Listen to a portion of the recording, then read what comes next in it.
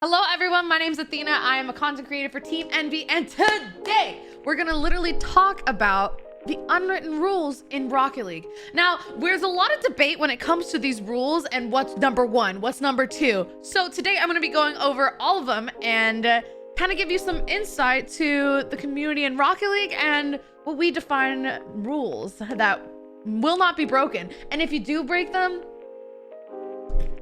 just don't break them. Okay, just literally don't break them. But yeah, that's what we're gonna be covering.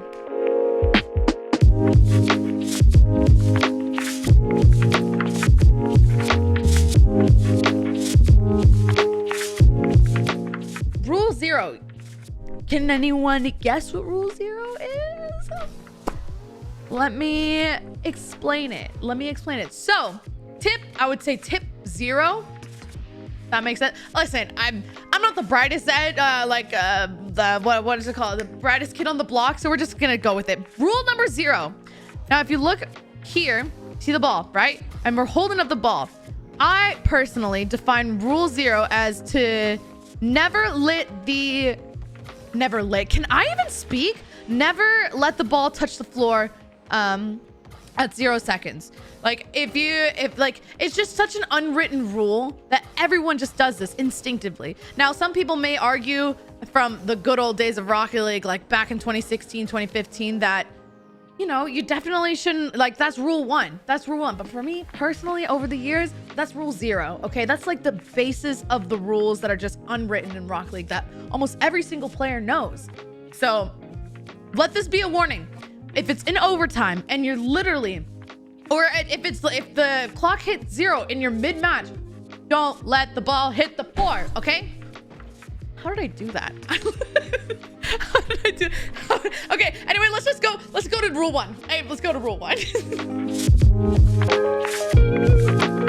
For those wondering what Rule 1 is, here it is. It's literally when you lock cars with your opponent and you show them that you're not going to back down. This is Rule 1 personally for me. A lot of people say that this is Rule 2, and that's up for debate, but it's just an unwritten rule. It's literally an unwritten rule. And thankfully my opponent was like first shot, just completely, let me show you guys. But now I don't know what to do because we're not supposed to let go. So, and I would be contradicting myself if I broke it. So I might just have to stay for 3 minutes. And I didn't think this through. Now, when you start a match in Rocket League, it places your car in a certain location for kickoffs, right? That's one of the fundamental aspects of Rocket League. And the unwritten rule for number 2, what I have is left always goes for kickoff. So if you look at the screen, these are all these are all the common spots for a kickoff.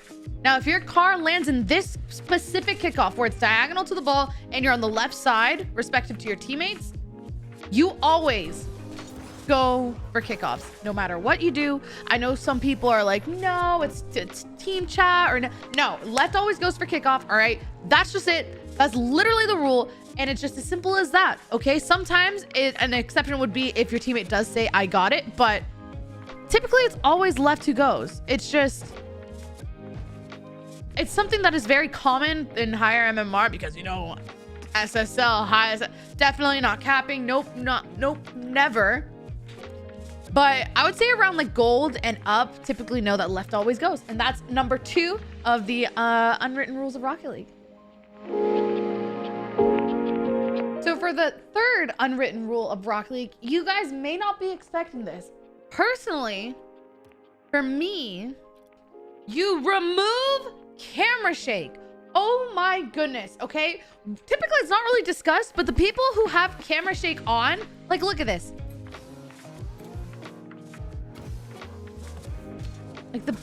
Like every time you hit the ball, it shakes your camera. Oh, just turn this off. Absolutely do not play with this. It makes the game so much difficult, and it's just not...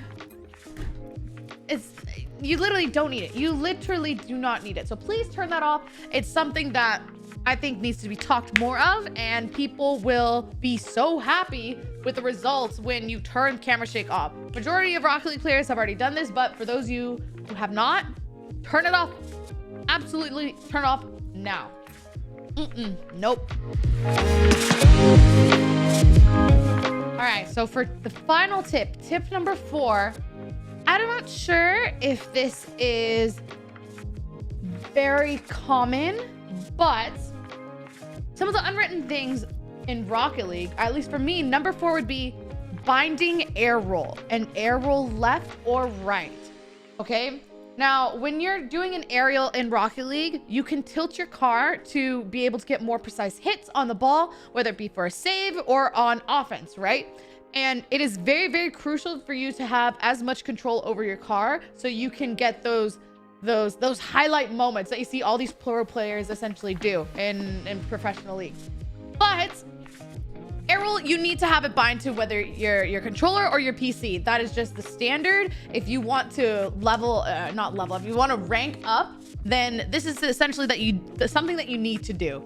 All right. So for me personally, how air roll right on left back, and then or left bumper, I should say, and air roll left on right bumper, and then I have just normal air roll on my left bumper as well. So this is what I've been playing with for a really, really long time, and how I typically play the game.